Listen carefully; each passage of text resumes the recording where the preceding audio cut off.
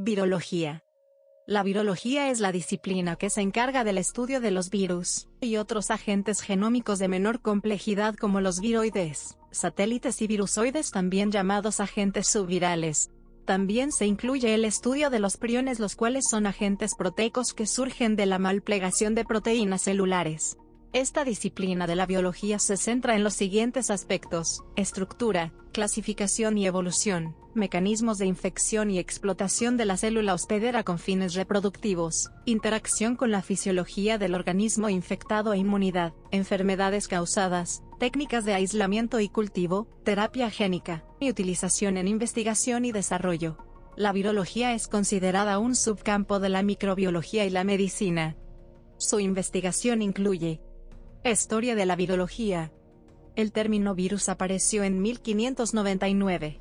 Su significado original es veneno. Una de las primeras formas de vacunación contra la viruela fue desarrollada hace varios milenios en China. Consistió en la aplicación de residuos de viruela, tejidos o fluidos, de pacientes enfermos, con el objeto de inmunizar pacientes sanos. En 1717 Mary Wortley Montagu observó dicha práctica en Estambul, e intentó popularizarla en Gran Bretaña, de manera infructuosa. En 1796 Edward Jenner desarrolló un método más seguro, utilizando residuos de viruela de origen bovino, cowpox, logrando la inmunización exitosa del primer paciente, permitiendo la adopción generalizada de dicha práctica. Posteriormente se desarrollaron otras vacunas exitosas contra otras enfermedades virales, incluyendo la vacuna de la rabia de Louis Pasteur, obtenida en 1886. Sin embargo, en esa época, la naturaleza de los virus era aún desconocida. En 1892 Dmitry Ivanovsky demostró que la enfermedad del mosaico del tabaco era causada por un agente invisible altamente contagioso, capaz de pasar a través de un filtro de porcelana Chamberlain que las bacterias no pueden atravesar. En 1898 Martinus Weigerink repitió el trabajo de Ivanovsky. Adicionalmente, logró la transferencia de dicho agente filtrable de una planta a otra. Sus experimentos le permitieron concluir que dicho agente contagioso era capaz de replicarse en el nuevo hospedero, significando que no se trataba simplemente de una toxina, y lo llamó Contagium Vivum Fluidum. La cuestión de si el agente era un fluido viviente o una partícula aún no había sido resuelta. En 1903 se propuso por primera vez que la transducción mediada por virus podría causar cáncer. En 1908 Bang y Eyerman demostraron que un filtrado de origen viral podía transmitir la leucemia aviar, observaciones que fueron ignoradas hasta el momento en que la leucemia se consideró como un estado canceroso. En 1911 Peyton Rouse demostró la transmisión de la leucemia aviar, un tumor sólido, mediada por un virus, y gracias a ello fue denominado como el padre de virología tumoral. El virus fue denominado virus del sarcoma de Rouse, y fue clasificado como un retrovirus. Desde entonces, numerosos retrovirus cancerígenos han sido descritos. La existencia virus con la capacidad de infectar bacterias, bacteriófagos, fue descrita por Frederick Tourt en 1911, y por Félix Dereye en 1917. Debido a que las bacterias pueden reproducirse fácilmente en cultivo in vitro, este hecho condujo a un crecimiento importante de la virología. La causa de la pandemia de influenza española en 1918 fue reconocida solamente al final de 1918, cuando científicos franceses demostraron que un virus capaz de atravesar filtros clásicos de retención de ciertos microorganismos patógenos podía transmitir la enfermedad a humanos y animales, cumpliendo con los postulados de Koch. En 1926 se demostró que la fiebre escarlata era causada por una bacteria hospedera de un bacteriófago. Mientras que los virus vegetales y bacteriófagos pueden cultivarse in vitro de manera relativamente simple, los virus animales normalmente requieren un hospedero animal viviente, haciendo mucho más complejo el estudio de sus características biológicas e infecciosas. En 1931 se demostró que el virus de la influenza podía multiplicarse en huevos aviares, un método que todavía es utilizado para la producción de ciertas vacunas. En 1937, Max Taylor obtuvo un cultivo del virus de la fiebre amarilla en huevos aviares, y produjo una vacuna a partir de una cepa atenuada del virus. Esta vacuna salvó millones de vidas y aún es utilizada actualmente. Max Delbruck, especialista de bacteriófagos, describió su ciclo de vida, 1937, como sigue: la partícula viral es ensamblada a partir de las estructuras que la componen en una sola etapa, eventualmente, deja la célula anfitriona para infectar otras células. El experimento de Hershey-Chase en 1952 demostró que solo el ADN y no las proteínas entra a la célula bacteriana luego de una infección con el bacteriófago T2. La transducción de bacterias por bacteriófagos fue descrita el mismo año. En 1949 John F. Enders, Thomas Weller y Frederick Rubens reportaron la multiplicación del poliovirus en un cultivo de células embrionarias humanas, siendo el primer ejemplo significativo de un virus animal obtenido fuera de un hospedero viviente o de huevos aviares. Este trabajo permitió a Jonas Salk la producción de una vacuna contra la polio utilizando el virus desactivado. Esta vacuna demostró su efectividad en 1955. El primer virus que fue cristalizado, y cuya estructura fue dilucidada en detalle fue el virus del mosaico del tabaco, TMV, virus que había sido estudiado previamente por Ivanovsky y Beijerinck. En 1935, Wendell Stanley obtuvo su cristalización por microscopía electrónica, demostrando a su vez que el virus permanece activo incluso después de la cristalización. Imágenes obtenidas por difracción de rayos X del virus fueron obtenidas por Bernal y Van Kuchen en 1941. Basado en dichas imágenes, Rosalind Franklin propuso la estructura completa del virus del mosaico del tabaco en 1955. El mismo año, Heinz Frankel Conrad y Robley Williams demostraron que el ARN purificado del TMV y la proteína de la cápside SCOAT podían autoensamblarse en un virión funcional, sugiriendo que este mecanismo de ensamblaje es utilizado también dentro de la célula hospedera, como Delbruck había propuesto anteriormente. En 1963, el virus de la hepatitis B fue descubierto por Baruch Blumberg, quien desarrolló una vacuna contra la hepatitis B.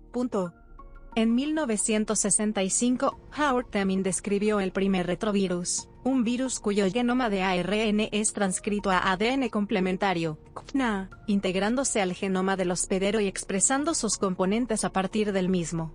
La transcriptasa inversa viral, la cual junto con la integrasa viral son una característica distintiva de los retrovirus, fueron descritas independientemente en 1970, por Howard Temin y David Baltimore.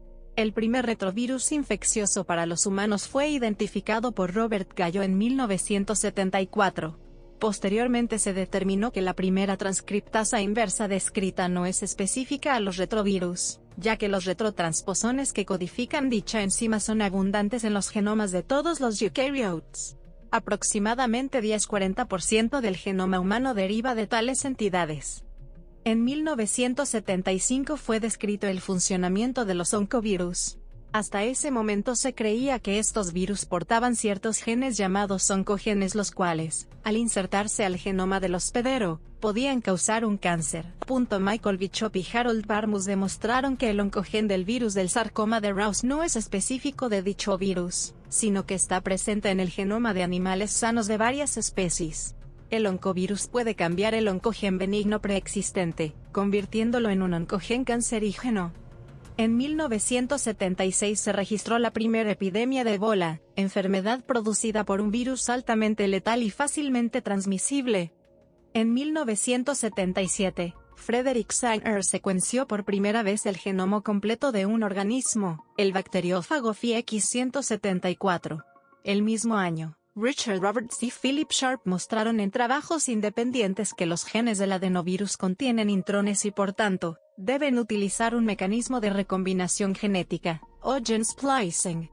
Más tarde fue demostrado que casi todos los genes de los organismos eucariotas poseen intrones.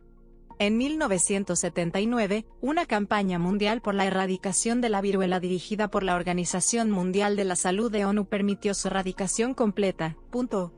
En 1982, Stanley Prusiner descubrió los priones y mostró que dichas entidades eran la causa de la encefalopatía espongiforme transmisibles, ET, que afecta a cabras y ovejas. Los primeros casos de SIDA fueron reportados en 1981, y el VIH, retrovirus responsable de la enfermedad, fue identificado en 1983 por Luc Montagnier, François Barrés-Hinault y Robert Gallo. A partir de entonces, diferentes test para detectar la presencia de anticuerpos contra VIH fueron desarrollados.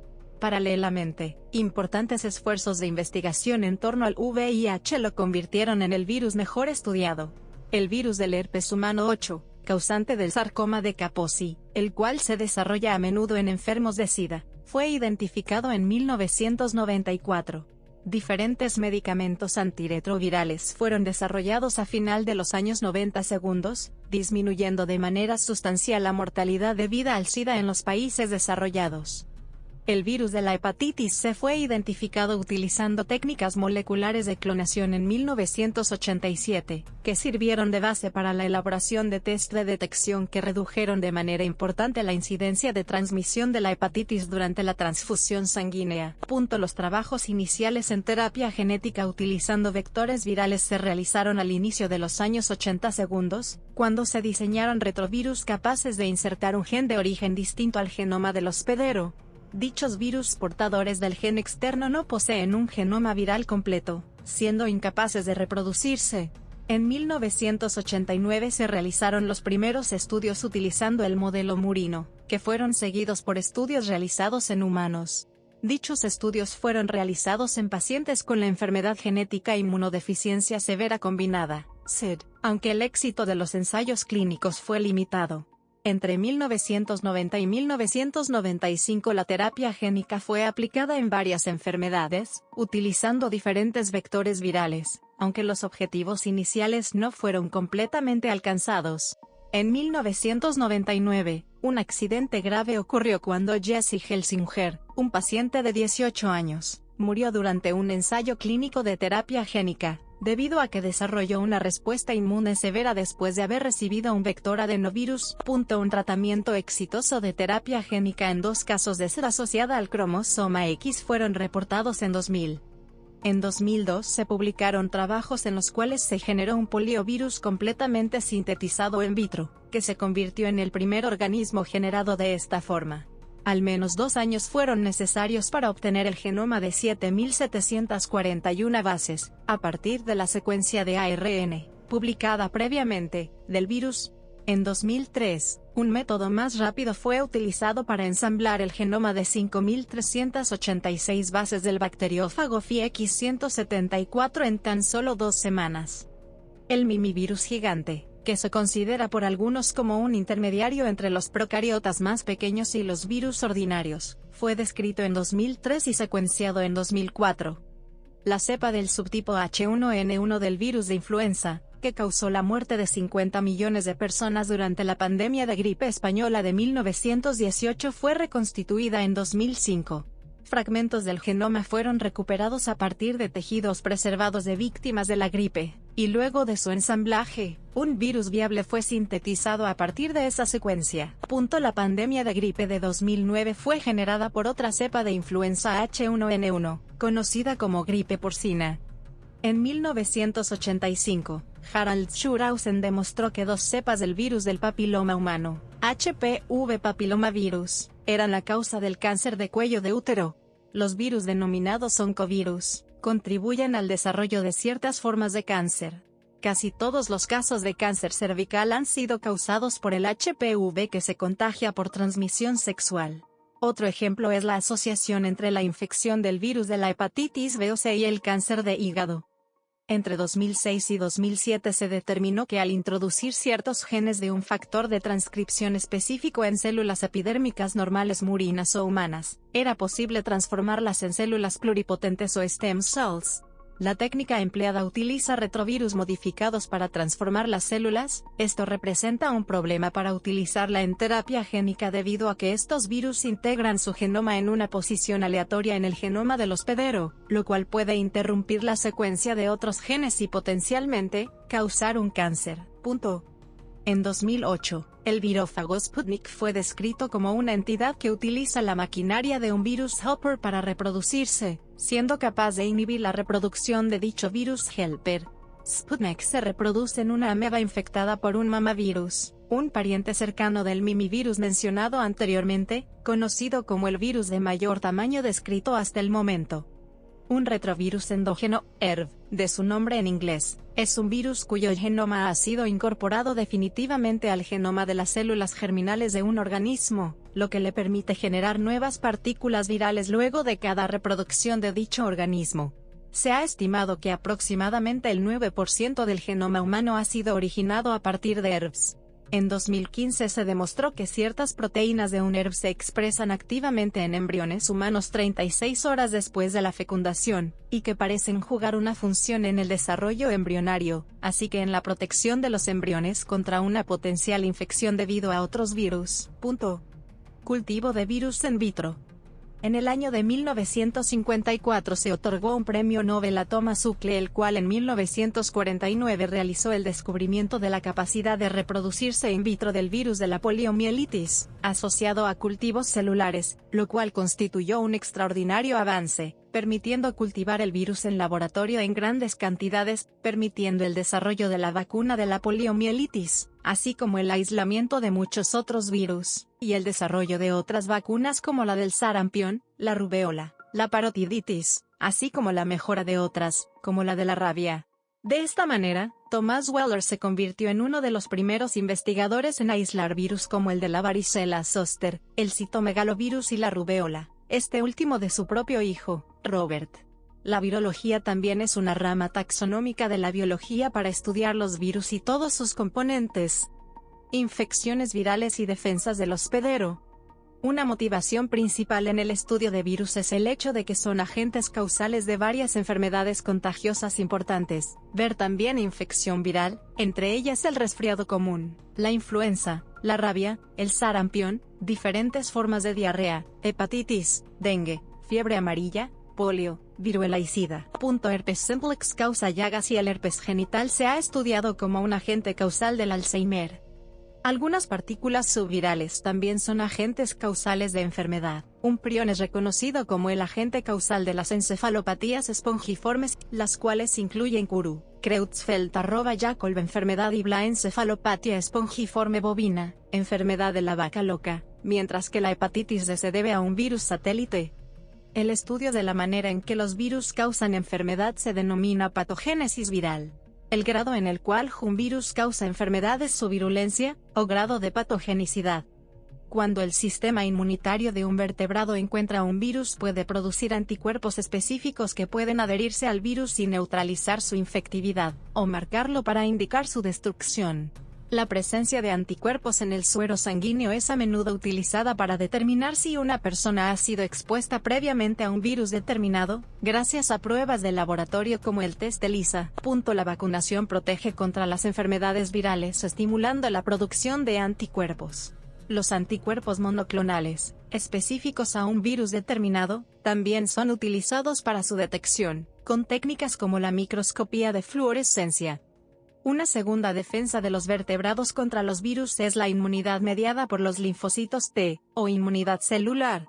En dicha respuesta, cuando un linfocito T reconoce una proteína potencialmente viral en la superficie de una o varias células del organismo, dicha célula o grupo de células son destruidas, mientras que la población de linfocitos T aumenta. Este mecanismo también es inducido por ciertos tipos de vacunas. La interferencia por ARN. ARN interferente, es un mecanismo celular presente en plantas, animales y muchos otros eukaryotes, que podría haber evolucionado como un sistema de defensa contra ciertos virus. Está constituido por un conjunto de enzimas capaces de detectar las cadenas virales de ARN de doble cadena, que hacen parte del ciclo de vida de ciertos tipos de virus, para luego eliminar las versiones correspondientes de ARN de cadena sencilla unidas a dichos ARN dobles, impidiendo la traducción del ARN viral. Cada enfermedad viral mortal presenta una paradoja. La muerte del hospedero no presenta beneficio alguno para el virus. Entonces, ¿por qué algunas especies habrían evolucionado de esta manera? Actualmente, se cree que la mayoría de virus son relativamente benignos en sus hospederos naturales. De hecho, algunas infecciones virales podrían ser beneficiosas para el hospedero. Por tanto, la letalidad de una enfermedad viral sería el resultado de un salto accidental del virus de una especie en que es benigno a un nuevo hospedero, que no está adaptado a su presencia, zoonosis. Por ejemplo, el virus que causa la influenza en los humanos, estaría asociado inicialmente a los porcinos y las aves como sus hospederos naturales. Igualmente, el VIH que produce el SIDA, es considerado como un virus derivado de una forma benigna presente en los primates no humanos. Aunque ha sido posible prevenir ciertas enfermedades virales gracias a la vacunación, el desarrollo de fármacos antivirales para tratar las enfermedades virales es un desarrollo reciente. El primer fármaco de este tipo fue un interferón, sustancia que es producida naturalmente como respuesta del organismo a una infección dada, capaz de estimular otros componentes del sistema inmunitario. Biología molecular y terapia viral. Ciertos bacteriófagos pueden transportar el material genético de una bacteria a otra, en un proceso conocido como transducción. Esta transferencia horizontal de genes ha permitido su utilización como una herramienta de la biología molecular. El código genético, la función de las ribosimas, el primer ADN recombinante, y las bibliotecas de genes fueron desarrollados gracias a los bacteriófagos. Diferentes elementos genéticos derivados de dichos virus, como ciertos promotores altamente eficaces, son utilizados masivamente en la biología molecular de última generación. La producción in vitro de virus patógenos de eucariotas en ausencia del organismo hospedero es mucho más compleja. Inicialmente fueron utilizados huevos fertilizados de aves de corral. Actualmente, los cultivos celulares son la principal herramienta utilizada en el cultivo de virus en condiciones controladas de laboratorio. Ciertos tipos de virus de organismos eucarióticos deben introducir su material genético al núcleo de las células hospederas para que su reproducción sea posible. Dicha condición ha favorecido su utilización como vectores capaces de introducir ciertos genes de interés en células hospederas específicas, proceso conocido como transformación celular. Diferentes retrovirus modificados, de baja o ninguna virulencia, son utilizados con frecuencia con este propósito. La utilización de los virus como vectores de genes de interés es el objeto de estudio de la terapia génica, que busca combatir ciertas enfermedades genéticas. Sin embargo, una de las barreras naturales para la utilización de dichos tratamientos, es la posible respuesta del sistema inmunitario del paciente contra los virus vectores. Otra forma de terapia actualmente en estudio es el uso de bacteriófagos para combatir enfermedades bacterianas, como alternativa al uso de antibióticos. Ver también https://web.archive.org/18001184019/revista.nic.edu.cu/revista.artículos tratamiento con bacteri% B3 fagos como una alternativa antimicrobiana potencial. Los virus con actividad oncolítica son virus que infectan de preferencia ciertas células de cancerosas. La investigación en su aplicación como terapia contra el cáncer se encuentra aún de desarrollo. Clasificación de los virus por los efectos causados sobre el organismo hospedero. Virus causantes de infecciones en el tracto respiratorio. La fisiopatología de la enfermedad viral está asociada con la respuesta a la infección, incluyendo la respuesta inmune específica y liberación de mediadores inflamatorios. Las infecciones por rinovirus y coronavirus se limitan en gran medida al tracto respiratorio superior, mientras que el virus de la influenza, parainfluenza, VSR, el SARS-CoV, así como los adenovirus, infectan de preferencia a las vías respiratorias inferiores. Gripe. La gripe es una enfermedad infecciosa de mamíferos causada por un tipo de virus de ARN de la familia de los Orthomyxoviridae. En los seres humanos afecta a las vías respiratorias. Inicialmente puede ser similar a un resfriado, y con frecuencia se acompaña de síntomas generales como dolor de garganta, debilidad, dolores musculares, mialgias, dolor estomacal, articulares, artralgias, y de cabeza, cefalea, con tos, que generalmente es seca y sin mucosidad, malestar general y algunos signos como pueda ser la fiebre. En algunos casos más graves puede complicarse a una pulmonía, neumonía, que puede resultar mortal, especialmente en niños pequeños y adultos mayores. Aunque se puede confundir con el resfriado común, catarro, la gripe es una enfermedad más grave, y es causada por un tipo diferente de virus. También puede provocar, a menudo en niños, náuseas y vómitos, que al ser síntomas de la gastroenteritis hacen que se denomine gripe estomacal o abdominal. El virus de la gripe es un virus ARN de la familia de los Orthomyxoviridae, que comprende 5 géneros. Solo los 3 primeros, influenza virus, son causantes de gripe. La nomenclatura general de los virus de la gripe como tipos A, B o C se basa en características antigénicas de la nucleoproteína, NP, y los antígenos proteínicos de la matriz, M, para cada género. Cada género a su vez, se subtipifica y las cepas o subtipos se designan siguiendo este criterio. Paperas es una enfermedad viral poliglandular, común en la infancia, pero no exenta de presentarse en la edad adulta, en cuyo caso se caracteriza por producir inflamación de las glándulas parótidas, principalmente, aunque afecta a otras glándulas del cuerpo. Antes de la introducción de la vacunación universal, la parotiditis era una enfermedad que una vez fue endémica en todo el mundo. Afectaba a la mayoría de los niños entre 2 y 15 años de vida, con aproximadamente un 90% de adultos jóvenes con una serología positiva. Desde la introducción de la vacuna, la incidencia disminuyó bruscamente con solo ocasionales brotes de la enfermedad en Latinoamérica. Actualmente su incidencia aumenta a finales del invierno y durante la primavera en climas templados, en particular entre instituciones de acogida colectiva de niños, como las guarderías, con un periodo de incubación de 14 a 21 días, siendo más contagiosa unos 4 días antes de la inflamación visible de las parótidas. Se transmite por contacto con gotitas de saliva en el aire procedentes de un individuo infectado y, en menor medida, la infección puede propagarse a través de la orina. La vacunación ha eliminado prácticamente las formas de la infancia y, paradójicamente, ha aumentado el número de casos en adultos jóvenes que a menudo reciben la vacunación de manera incompleta, sin la dosis de recuerdo, pero a veces por administración incorrecta. Sarampión. La transmisión del virus del sarampión ocurre por contacto directo o por expectoraciones infectadas provenientes de una persona enferma, quien permanece infecciosa 3 a 5 días antes de la aparición de las erupciones hasta 4 días después.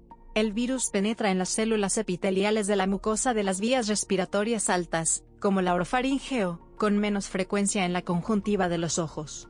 El virus llega al tejido linfoide y retículo endotelial local en menos de 48 horas, amígdalas, adenoides, timo, vaso, etc. Y al resto de las vías respiratorias altas, donde se reproduce originando una viremia inicial asintomática durante los primeros 4 días del contagio. Dicha viremia es por lo general acompañada de una breve aparición del virus en la sangre. Después de unos de 5 a 7 días hay una segunda viremia, con la consiguiente infección de la piel y de las vías respiratorias. Al 10º día del contagio se inicia la respuesta inmune del hospedero y la producción del interferón, que disminuyen progresivamente la viremia, y aparece la erupción con el exantema característico, y otros síntomas como tos y bronquitis aguda que definen el periodo exantemático de la enfermedad. A través de la invasión del virus en los linfocitos T, y un aumento de los niveles de sustancias mensajeras como las citoquinas, en particular, interleucina 4, se instala una debilidad inmune temporal del cuerpo. Durante esa fase, de aproximadamente 4 a 6 semanas, pueden aparecer infecciones secundarias. El organismo se defiende sobre todo con una inmunidad de tipo celular, los linfocitos T citotóxicos y las células asesinas naturales. Los pacientes con inmunidad reducida, sobre la base de un debilitamiento de esta parte del sistema inmune, tienen un alto riesgo de infección por sarampión grave. Sin embargo, se ha demostrado que un sistema inmune debilitado, que abarca el área del sistema inmune humoral y no el celular, no conduce a un mayor riesgo de enfermedad. Con el inicio de las erupciones, aparecen anticuerpos, primero de la clase IgM y posteriormente de la clase Ig. Bronquitis. La bronquitis es una inflamación de las vías aéreas bajas. Sucede cuando los bronquios, situados entre los pulmones, se inflaman a causa de una infección o por otros motivos. La bronquitis generalmente sigue a una infección respiratoria. Al principio, afecta la nariz y la garganta y luego se propaga hacia los pulmones. Algunas veces, uno puede contraer otra infección bacteriana, secundaria, en las vías respiratorias. Esto significa que, además de los virus, las bacterias infectan las vías respiratorias. Las personas en riesgo de bronquitis aguda abarcan. La bronquitis crónica es una afección prolongada. Las personas tienen tos que produce moco excesivo, Para hacer el diagnóstico de bronquitis crónica, el paciente debe presentar una tos con moco la mayoría de los días del mes durante por lo menos 3 meses. Los síntomas incluyen: en la bronquitis crónica, también pueden presentarse los siguientes síntomas. Rinosinusitis. La rinosinusitis viral normalmente dura 7 a 10 días, mientras que la sinusitis bacteriana es más persistente. Entre aproximadamente 0,5% y 2% de las sinusitis virales progresan a sinusitis bacteriana. Una hipótesis postula que la infección bacteriana comienza al sonarse continuamente la nariz. Si la infección es de origen bacteriano, los 3 agentes causales más comunes son el Streptococcus pneumoniae, Haemophilus influenzae y Moraxella catarrhalis. En el pasado, el Haemophilus influenzae era el agente bacteriano más frecuente causante de infecciones de los senos paranasales. Sin embargo, desde la introducción de la vacuna contra HIV ha habido una disminución drástica en infecciones causadas por H. influenza tipo B, y ahora se ven con más frecuencia las cepas no tipables de la bacteria. Otras bacterias patógenas incluyen el Staphylococcus aureus y otras especies de Streptococcus, bacterias anaerobias y, con menos frecuencia, bacterias gram-negativas. Los episodios agudos de sinusitis también pueden ser el resultado de infecciones por hongos.